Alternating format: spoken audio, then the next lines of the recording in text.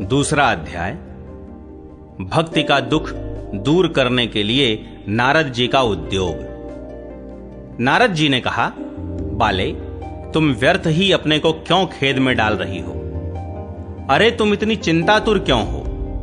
भगवान श्री कृष्ण के चरण कमलों का चिंतन करो, उनकी कृपा से तुम्हारा सारा दुख दूर हो जाएगा।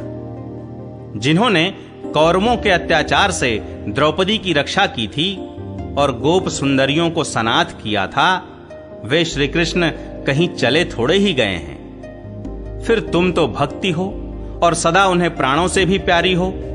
तुम्हारे बुलाने पर तो भगवान नीचों के घरों में भी चले जाते हैं। सत्य, त्रेता और द्वापर, इन 3 युगों में ज्ञान और वैराग्य मुक्ति के साधन थे, किंतु कलयुग में तो केवल भक्ति ही ब्रह्म सायुज्य की प्राप्ति कराने वाली है।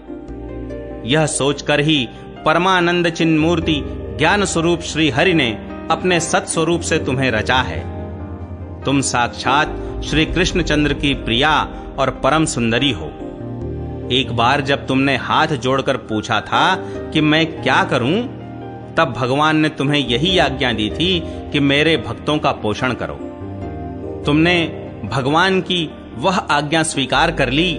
इससे तुम पर श्री हरि बहुत प्रसन्न हुए और तुम्हारी सेवा करने के लिए मुक्ति को तुम्हें दासी के रूप में दे दिया और इन ज्ञान वैराग्य को पुत्रों के रूप में। तुम अपने साक्षात स्वरूप से वैकुंठ धाम में ही भक्तों का पोषण करती हो। भूलोक में तो तुमने उनकी पुष्टि के लिए केवल छाया रूप धारण कर रखा है। तब तुम मुक्ति, ज्ञान और वैराग्य को साथ लिए पृथ्वी तल पर आईं और सत्य युग से द्वापर पर्यंत बड़े आनंद से रहीं। कलयुग में तुम्हारी दासी मुक्ति पाखंड रूप रोग से पीड़ित होकर क्षीण होने लगी थी, इसीलिए वह तो तुरंत ही तुम्हारी आज्ञा से वैकुंठ लोक को चली गई। इस लोक में भी तुम्हारे स्मरण करने से ही वह आती है और फिर चली जाती है। किंतु इन ज्ञान वैराग्य को तुमने पुत्र मानकर अपने पास ही रख छोड़ा है। फिर भी कलयुग में इनकी उपेक्षा होने के कारण तुम्हारे ये पुत्र उत्साहहीन और वृद्ध हो गए हैं। फिर भी तुम चिंता न करो, मैं इनके नवजीवन का उपाय सोचता हूं। सुमुखी, कलि के समान कोई भी युग नहीं है। इस युग में मैं तुम्हें घर घर में प्रत्येक पुरुष के हृदय में स्थापित कर दूंगा। देखो, अन्य सब धर्मों को दबाकर और भक्ति विषयक महोत्सवों को आगे रखकर यदि मैंने लोक में तुम्हारा प्रचार न किया तो मैं श्री हरि का दास नहीं। इस कलयुग में जो जीव तुमसे युक्त होंगे, वे पापी होने पर भी बेखटके भगवान श्री कृष्ण के अभय धाम को प्राप्त होंगे। जिनके हृदय में निरंतर प्रेम रूपिणी भक्ति निवास करती है, वे शुद्धांतःकरण पुरुष स्वप्न में भी यमराज को नहीं देखते। जिनके हृदय में भक्ति महारानी का निवास है, उन्हें प्रेत, पिशाच, राक्षस या दैत्य आदि स्पर्श करने में भी समर्थ नहीं हो सकते। भगवान तप, वेदाध्ययन, ज्ञान और कर्म आदि किसी भी साधन से वश में नहीं किए जा सकते। वे केवल भक्ति से ही वशीभूत होते हैं। इसमें श्री गोपीजन प्रमाण है।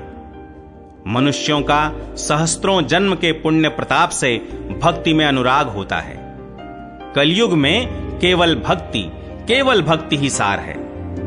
भक्ति से तो साक्षात श्री कृष्णचंद्र सामने उपस्थित हो जाते हैं। जो लोग भक्ति से द्रोह करते हैं, वे तीनों लोकों में दुख ही दुख पाते हैं। पूर्व काल में भक्त का तिरस्कार करने वाले दुर्वासा ऋषि को बड़ा कष्ट उठाना पड़ा था। बस व्रत, तीर्थ, योग, यज्ञ और ज्ञान चर्चा आदि बहुत से साधनों की कोई आवश्यकता नहीं है। एकमात्र भक्ति ही मुक्ति देने वाली है।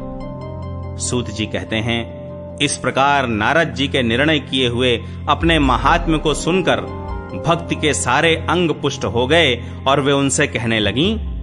भक्ति ने कहा, नारद जी आप धन्य हैं, आपकी मुझ में निश्चल प्रीति है। मैं सदा आपके हृदय में रहूंगी, कभी आपको छोड़कर नहीं जाऊंगी। साधो, आप बड़े कृपालु हैं। आपने क्षण भर में ही मेरा सारा दुख दूर कर दिया, किंतु अभी मेरे पुत्रों में चेतना नहीं आई है।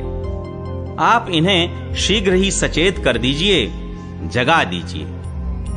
सूत जी कहते हैं, भक्ति के ये वचन सुनकर नारद जी को बड़ी करुणा आई और वे उन्हें हाथ से हिला डुलाकर जगाने लगे।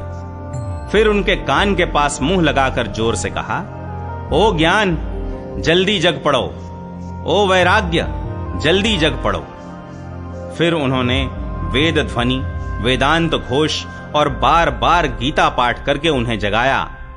इससे वे जैसे तैसे बहुत जोर लगाकर उठे, किंतु आलस्य के कारण वे दोनों जम्भाई लेते रहे, नेत्र उघाड़कर देख भी नहीं सके। उनके बाल बगुलों की तरह सफेद हो गए थे। उनके अंग प्रायः सूखे काठ के समान निस्तेज और कठोर हो गए थे। इस प्रकार भूख प्यास के मारे अत्यंत दुर्बल होने के कारण उन्हें फिर सोते देख नारद जी को बड़ी चिंता हुई और वे सोचने लगे, अब मुझे क्या करना चाहिए।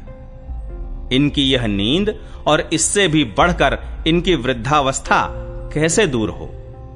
शौनक जी इस प्रकार चिंता करते करते वे भगवान का स्मरण करने लगे। उसी समय यह आकाशवाणी हुई कि मुने, खेद मत करो, तुम्हारा यह उद्योग निस्संदेह सफल होगा। देवर्षे, इसके लिए तुम एक सत्कर्म करो, वह कर्म तुम्हें संत शिरोमणि महानुभाव बताएंगे।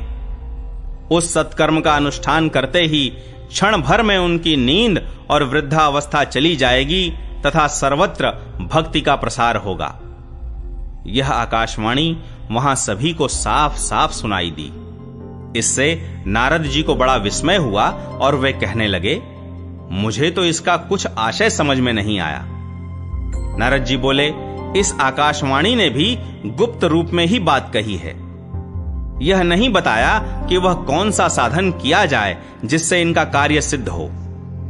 वे संत न जाने कहां मिलेंगे और किस प्रकार उस साधन को बताएंगे। अब आकाशवाणी ने जो कुछ कहा है उसके अनुसार मुझे क्या करना चाहिए।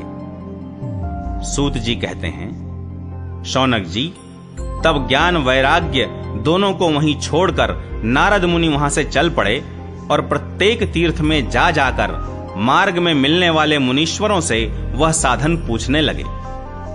उनकी उस बात को सुनते तो सब थे, किंतु उसके विषय में कोई कुछ भी निश्चित उत्तर न देता। किन्हीं ने उसे असाध्य बताया, कोई बोले इसका ठीक ठीक पता लगना ही कठिन है। कोई सुनकर चुप रह गए और कोई कोई तो अपनी अवज्ञा होने के भय से बात को टाल टूल कर खिसक गए। त्रिलोकी में महान आश्चर्यजनक हाहाकार मच गया। लोग आपस में कानाफूसी करने लगे, भाई जब वेद ध्वनि, वेदांत घोष और बार बार गीता पाठ सुनाने पर भी भक्ति, ज्ञान और वैराग्य ये तीनों नहीं जगाए जा सके, तब और कोई उपाय नहीं है। स्वयं योगीराज नारद को भी जिसका ज्ञान नहीं है, उसे दूसरे संसारी लोग कैसे बता सकते हैं। इस प्रकार जिन जिन ऋषियों से इसके विषय में पूछा गया, उन्होंने निर्णय करके यही कहा कि यह बात दुस्साध्य ही है। तब नारद जी बहुत चिंतातुर हुए और बदरी वन में आए। ज्ञान वैराग्य को जगाने के लिए वहां उन्होंने यह निश्चय किया कि मैं तप करूंगा। इसी समय उन्हें अपने सामने करोड़ों सूर्यों के समान तेजस्वी सनकादि मुनीश्वर दिखाई दिए। उन्हें देखकर वे मुनिश्रेष्ठ कहने लगे। नारद जी ने कहा, महात्माओं, इस समय बड़े भाग्य से मेरा आप लोगों के साथ समागम हुआ है। आप मुझ पर कृपा करके शीघ्र ही वह साधन बताइए। आप सभी लोग बड़े योगी, बुद्धिमान और विद्वान हैं। आप देखने में 5-5 वर्ष के बालक से जान पड़ते हैं, किंतु हैं पूर्वजों के भी पूर्वज।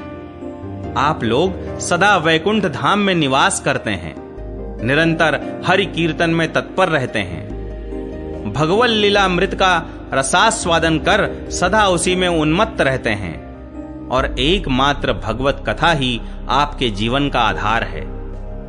हरि शरणम, भगवान ही हमारे रक्षक हैं, यह वाक्य सर्वदा आपके मुख में रहता है। इसी से काल प्रेरित वृद्धावस्था भी आपको बाधा नहीं पहुंचाती। पूर्व काल में आपके भ्रूभंग मात्र से भगवान विष्णु के द्वारपाल जय और विजय तुरंत पृथ्वी पर गिर गए थे और फिर आपकी ही कृपा से वे पुनः वैकुंठ लोक पहुंच गए। धन्य है, इस समय आपका दर्शन बड़े सौभाग्य से ही हुआ है।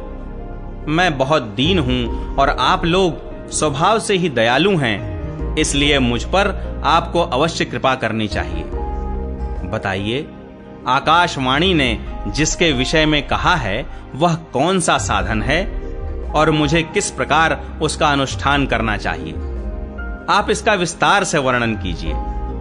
भक्ति, ज्ञान और वैराग्य को किस प्रकार सुख मिल सकता है और किस तरह इनकी प्रेम पूर्वक सब वर्णों में प्रतिष्ठा की जा सकती है? सनकादि ने कहा, देवर्षे, आप चिंता न करें, मन में प्रसन्न हों। उनके उद्धार का एक सरल उपाय पहले से ही विद्यमान है। नारद जी, आप धन्य हैं, आप विरक्तों के शिरोमणि हैं, श्री कृष्ण दासों के शाश्वत पथ प्रदर्शक एवं भक्ति योग के भास्कर हैं। आप भक्ति के लिए जो उद्योग कर रहे हैं, यह आपके लिए कोई आश्चर्य की बात नहीं समझनी चाहिए। भगवान के भक्त के लिए तो भक्ति की सम्यक स्थापना करना सदा उचित ही है। ऋषियों ने संसार में अनेकों मार्ग प्रकट किए हैं, किंतु वे सभी कष्ट साध्य हैं और परिणाम में प्रायः स्वर्ग की ही प्राप्ति कराने वाले हैं। अभी तक भगवान की प्राप्ति कराने वाला मार्ग तो गुप्त ही रहा है। उसका उपदेश करने वाला पुरुष प्रायः भाग्य से ही मिलता है। आपको आकाशवाणी ने जिस सत्कर्म का संकेत किया है उसे हम बतलाते हैं। आप प्रसन्न और समाहित चित्त होकर सुनिए। नारद जी, द्रव्य यज्ञ, तपो यज्ञ, योग यज्ञ और स्वाध्याय रूप ज्ञान यज्ञ, ये सब तो स्वर्गादि की प्राप्ति कराने वाले कर्म की ही ओर संकेत करते हैं। पंडितों ने ज्ञान यज्ञ को ही सत्कर्म का सूचक माना है। वह श्रीमद् भागवत का पारायण है, जिसका गान शुक आदि महानुभावों ने किया है। उसके शब्द सुनने से ही भक्ति, ज्ञान और वैराग्य को बड़ा बल मिलेगा। इससे ज्ञान वैराग्य का कष्ट मिट जाएगा और भक्ति को आनंद मिलेगा। सिंह की गर्जना सुनकर जैसे भेड़िए भाग जाते हैं, उसी प्रकार श्रीमद् भागवत की ध्वनि से कलयुग के सारे दोष नष्ट हो जाएंगे।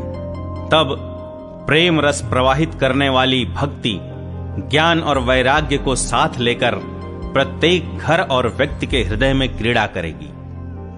नारद जी ने कहा, मैंने वेद वेदांत की ध्वनि और गीता पाठ करके उन्हें बहुत जगाया, किंतु फिर भी भक्ति, ज्ञान और वैराग्य ये तीनों नहीं जगे। ऐसी स्थिति में श्रीमद् भागवत सुनाने से वे कैसे जगेंगे? क्योंकि उस कथा के प्रत्येक श्लोक और प्रत्येक पद में भी वेदों का ही तो सारांश है। आप लोग शरणागत वत्सल हैं तथा आपका दर्शन कभी व्यर्थ नहीं होता, इसलिए मेरा यह संदेह दूर कर दीजिए, इस कार्य में विलंब न कीजिए। सनकादि ने कहा, श्रीमद् भागवत की कथा वेद और उपनिषदों के सार से बनी है, इसलिए उनसे अलग उनकी फल रूपा होने के कारण वह बड़ी उत्तम जान पड़ती है। जिस प्रकार रस वृक्ष की जड़ से लेकर शाखाग्र पर्यंत रहता है, किंतु इस स्थिति में उसका आस्वादन नहीं किया जा सकता, वही जब अलग होकर फल के रूप में आ जाता है, तब संसार में सभी को प्रिय लगने लगता है। दूध में घी रहता ही है, किंतु उस समय उसका अलग स्वाद नहीं मिलता, वही जब उससे अलग हो जाता है, तब देवताओं के लिए भी स्वादवर्धक हो जाता है। खांड ईख के ओर छोर और बीच में भी व्याप्त रहती है, तथापि अलग होने पर उसकी कुछ और ही मिठास होती है। ऐसी ही यह भागवत की कथा है।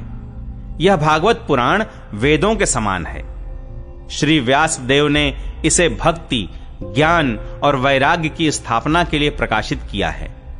पूर्व काल में जिस समय वेद वेदांत के पारगामी और गीता की भी रचना करने वाले भगवान व्यासदेव खिन्न होकर अज्ञान समुद्र में गोते खा रहे थे, उस समय आपने ही उन्हें 4 श्लोकों में इसका उपदेश किया था।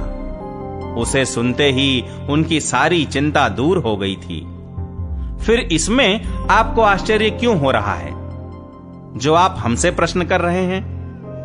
आपको उन्हें शोक और दुख का विनाश करने वाला श्रीमद् भागवत पुराण ही सुनाना चाहिए। नारद जी ने कहा, महानुभाव, आपका दर्शन जीव के संपूर्ण पापों को तत्काल नष्ट कर देता है और जो संसार दुख रूप दावानल से तपे हुए हैं उन पर शीघ्र ही शांति की वर्षा करता है। आप निरंतर शेष जी के सहस्त्र मुखों से गाए हुए भगवत कथामृत का ही पान करते रहते हैं। मैं प्रेम लक्षणा भक्ति का प्रकाश करने के उद्देश्य से आपकी शरण लेता हूं। जब अनेकों जन्मों के संचित पुण्य पुंज का उदय होने से मनुष्य को सत्संग मिलता है, तब वह उसके अज्ञान जनित मोह और मद रूप अंधकार का नाश करके विवेक उदय होता है।